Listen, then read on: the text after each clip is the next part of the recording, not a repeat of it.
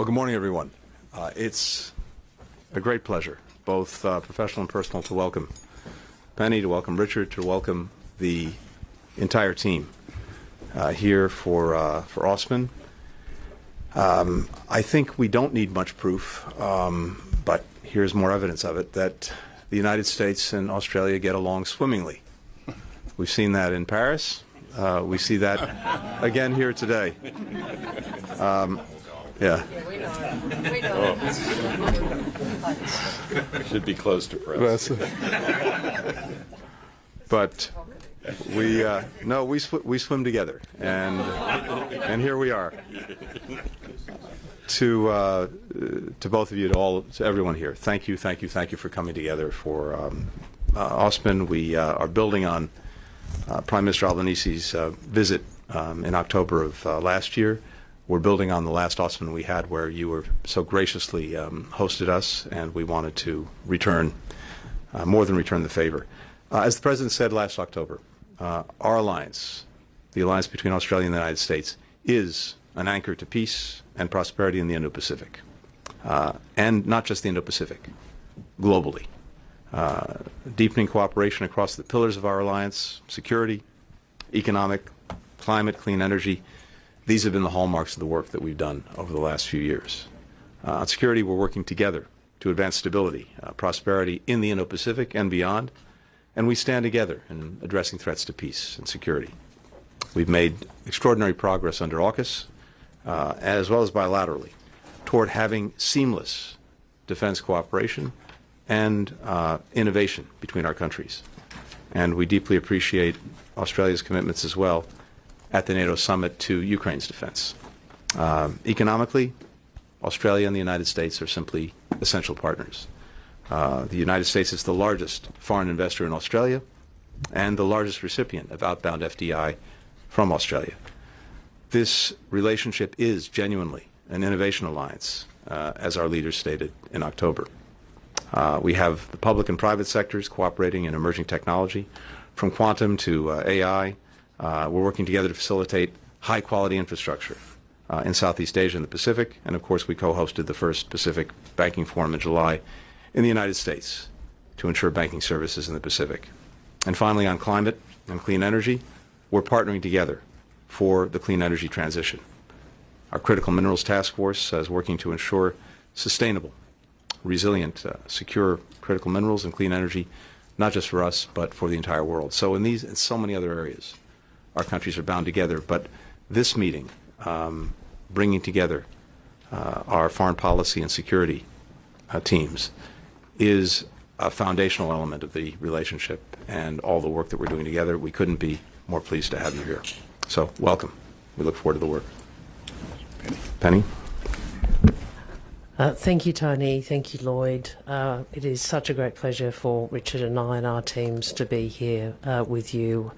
And I start by reflecting again on our relationship and the alliance, which is about who we are, it's about what we stand for, and it's also about what we want in the world. And if you look through the agenda we have, the work that we are doing together across the different lines of effort in our partnership, it is wide and it is deep, and it is being renewed over and again. Obviously, I would say we also meet today in the shadow of the deteriorating situation in the Middle East. We want to acknowledge your leadership and your work on that, the extraordinary efforts, Tony, you've engaged in to broker peace and to advance President Biden's ceasefire proposal. Ceasefire has been urgent for months. It's never been more urgent than it is now. That is only one domain in which the United States and others, but particularly the US, is having to show leadership. Obviously, Ukraine too, and in the Indo-Pacific. In the Indo-Pacific, the security guarantee by the United States has enabled a long period of prosperity and peace that we have enjoyed, and it has never been more vital. It's never been more vital. We see this AUSMIN as another opportunity for us to together work at how we rise to the challenges for today, to ensure that our alliance, our partnership, our work together is fit for the times, delivers for our shared objectives and aspirations, and for the region that we live in and we trade in. We are stronger together, and at a personal level, can I say how much we appreciate our personal friendships, and how much as an ally and friend we respect and appreciate the work of both of you and this administration in the priority you have given and continue to give to alliances and partnerships. It is an extraordinary achievement to date and ongoing.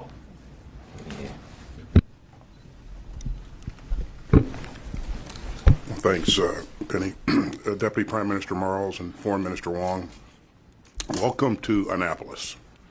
You can tell by looking at the faces of all these sailors in the room that they're delighted to be here at what they believe is the center of the universe. And welcome to the 34th Australia-U.S. Ministerial Consultations. And it's great to be here with my friend and colleague, Secretary Blinken. Thanks to the United States Naval Academy for hosting us. You know, this is our third AUSMIN together, and each time we've made historic strides and strengthened our alliance. And I'm confident that we'll continue to deliver today. We're poised to advance major force posture initiatives. We'll take steps to deepen our defense industrial cooperation on co-development, co-production, and co-sustainment. And that includes supporting Australia's guided weapons and explosive ordnance enterprise.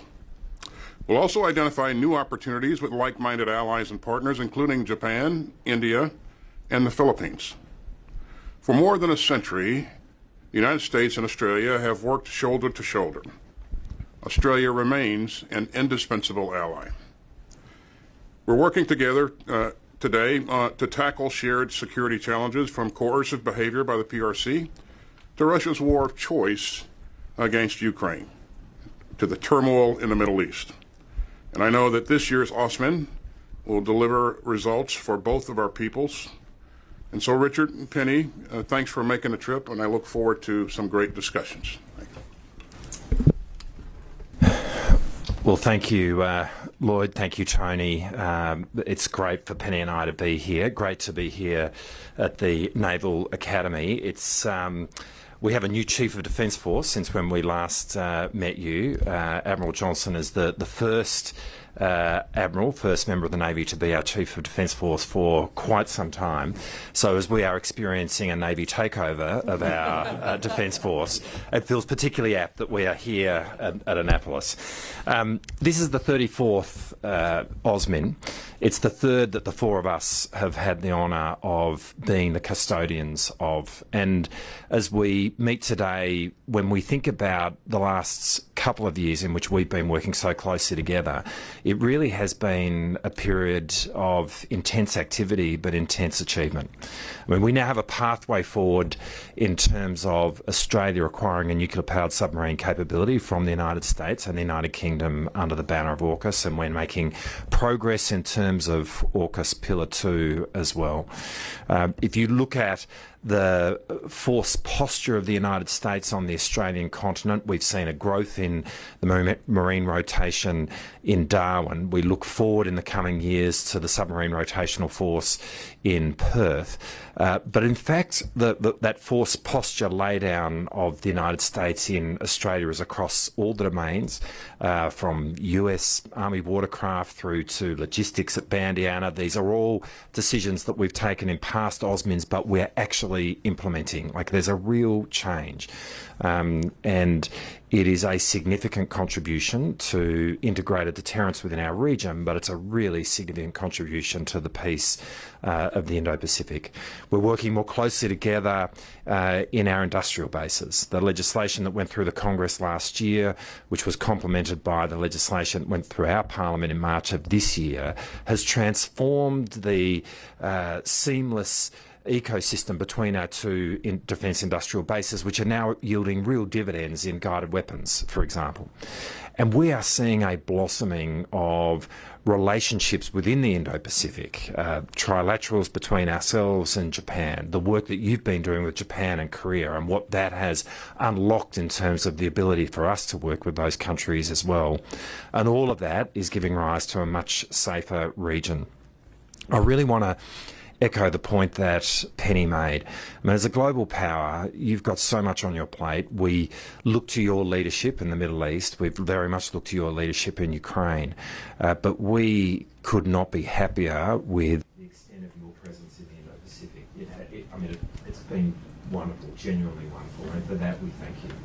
But it needs to be the case because we are living in a difficult and fraught world where your alliances with the countries in the Indo-Pacific, like Korea and like Japan, but of course your alliance with us is completely central to our worldview, to our national security, but we really want to thank you for making those alliances the heart of the way in which you've been going about positioning America in the world. It really is what differentiates the US from everyone else, and we are very much pleased and proud to be a partner in that, and we look forward to the discussions today. Thank you, Press.